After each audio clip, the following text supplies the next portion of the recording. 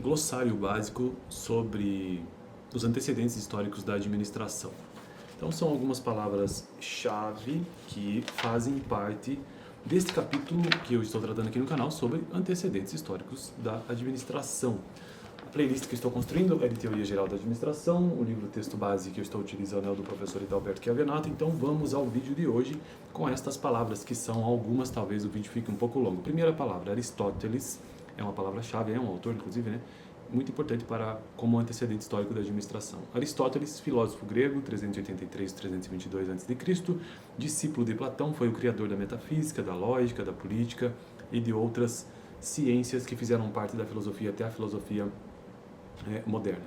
Segunda palavra-chave, artesanato, regime de produção individual ou grupal com divisão de trabalho alimentar, na qual o artesão executa todas as etapas da produção, em que o trabalhador é dono dos meios de produção, isso que é um vocabulário marxista, né? Geralmente instrumentos rudimentares e do produto do seu trabalho.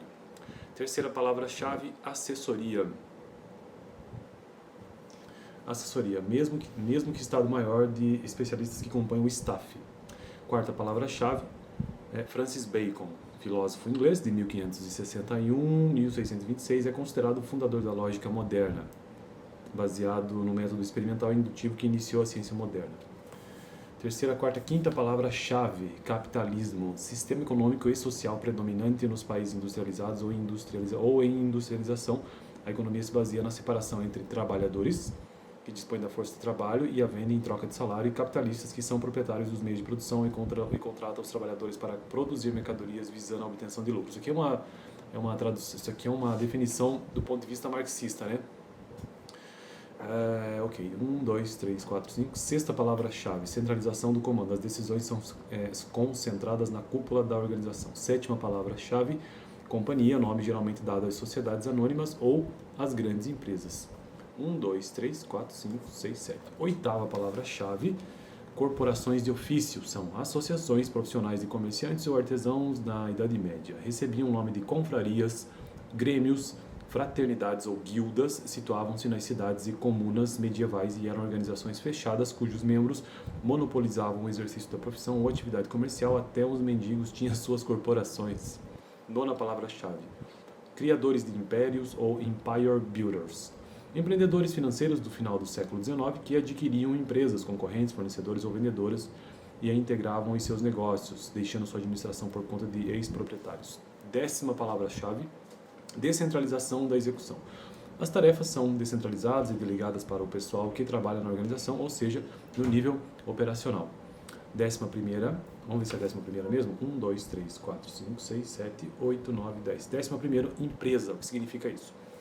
Organização destinada à produção e ou comercialização de bens e serviços, tendo como objetivo o lucro. Existem 4 categorias de empresas conforme o tipo de produção: empresas agrícolas, empresas industriais, empresas comerciais e empresas financeiras, cada qual com um modo de funcionamento próprio. 12ª palavra-chave, era industrial. Período que se iniciou com a Revolução Industrial, substituiu a era da agricultura e se prolongou até o início da última década do século XX. É o período de industrialização no qual a fábrica aparece como uma empresa típica, dominante, e o poder financeiro está nas mãos das grandes empresas. 13ª palavra-chave, Estado-Maior, conjunto de assessores especializados que compõem o staff da organização.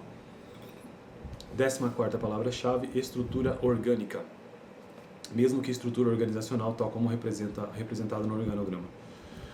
1, 2, 3, 4, 5, 6, 7, 8, 9, 10, 11, 12, 13, 14, 15. 15ª palavra-chave, gerentes profissionais. Primeiros profissionais assalariados e especializados em organizar as fábricas para torná-las mais produtivas no final do século XIX.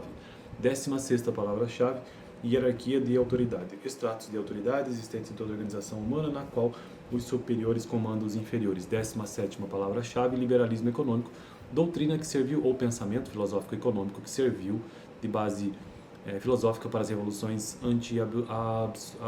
anti-absolutistas na Europa e a independência dos Estados Unidos. Defende a liberdade individual, a democracia representativa, o direito à propriedade e à livre iniciativa e concorrência como meios para harmonizar os interesses individuais e coletivos. 18ª palavra-chave, linha.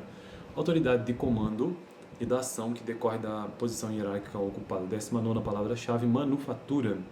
Estabelecimento fabril em que a produção é artesanal e há uma divisão do trabalho que é desempenho e que é desempenhado por grande número de operários sob a direção do empresário. Então vamos contar, que eu devia ter anotado aqui quais, né? 1, 2, quantas? 3, 4, 5, 6, 7, 8, 9, 10, 11, 12, 13, 14, 15, 16, 17, 18, 19. Materialismo histórico, 20º conceito, que é um conceito lá do marxismo, né? Concepção marxista da história, que trata dos modos de produção historicamente determinados. Ou seja, o primeiro, escravismo, né? São 4 que ele coloca, deixa eu me lembrar: o capitalismo, escravismo, me fugiu agora os outros 2. Ou das comunidades primitivas da antiguidade. Tá aqui, ó.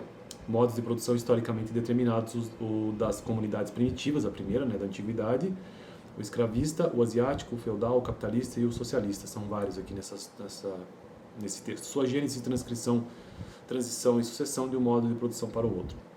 Mecanização, 21ª palavra-chave. Substituição do trabalho do homem pela máquina foi a inovação tecnológica da Revolução Industrial, quando a máquina a vapor, a energia elétrica e o motor e a explosão passaram a mover máquinas nas fábricas de tecidos, minas, transportes e agricultura. 22ª palavra-chave, já quase acabando. Grupo de compradores e vendedores, definição de mercado. Grupo de compradores e vendedores em contato suficientemente próximo para que as trocas entre eles afetem as condições de compra e vendas dos demais. O mercado pode ser um local físico, teórico ou não, do encontro regular entre os compradores e vendedores de uma determinada economia. 23º conceito-chave aqui do glossário. Método cartesiano, método científico de Descartes, né, baseado em 4 princípios: dúvida sistemática, análise ou decomposição, síntese ou composição, enumeração ou verificação.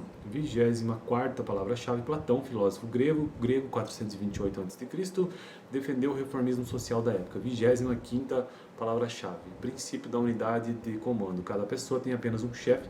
26ª palavra-chave, Revolução Industrial, conjunto de transformações tecnológicas, econômicas e sociais ocorridas na Europa, principalmente na Inglaterra, entre os séculos 18 e 19, houve a primeira e a segunda Revolução Industrial, que deram origem a um sistema fabril e um modo de produção capitalista. Surgiu com o aperfeiçoamento de máquinas de fiação e tecelagem, pela invenção de máquinas a vapor e locomotiva e de máquinas ferramentas. Então, 1, 2, 3, 4, 5, 6, 27ª palavra-chave, sindicalismo, conjunto de doutrinas sobre a atuação ou ideologias, né, e organização de movimento sindical. Com a Revolução Industrial, as primeiras organizações operárias na Europa, principalmente na Inglaterra, foram influenciadas pelas teorias políticas, sobretudo de correntes socialistas, entre elas o marxismo, né? Então, 1, 2, 3, 4, 5, 6, 7, 28ª palavra-chave, Adam Smith, economista escocês, 1723, criador da economia clássica, analisou os efeitos da divisão do trabalho sobre a produtividade. Então, divisão do trabalho sobre a produtividade. Por fim, antepenúltima palavra, socialismo, conjunto de doutrinas, e ideologias e movimentos políticos orientados para o interesse dos operários, tendo como objetivo uma sociedade na qual não haja propriedade privada dos meios de produção. E última palavra-chave do vídeo de hoje, staff, conjunto de órgãos e pessoas que trabalham no gabinete para assessorar, aconselhar e dar consultoria e recomendação sobre assuntos diversos. Então é isso. No próximo vídeo eu quero tratar sobre o mapa mental dos antecedentes históricos da administração, uma espécie de resumão de todo o capítulo. Lembrando, este glossário que eu mencionei neste vídeo de hoje, com 30 palavras importantes, são do capítulo 1 do livro do professor Hidalberto Chiavenato, Teoria Geral da Administração, sobre os antecedentes históricos da administração.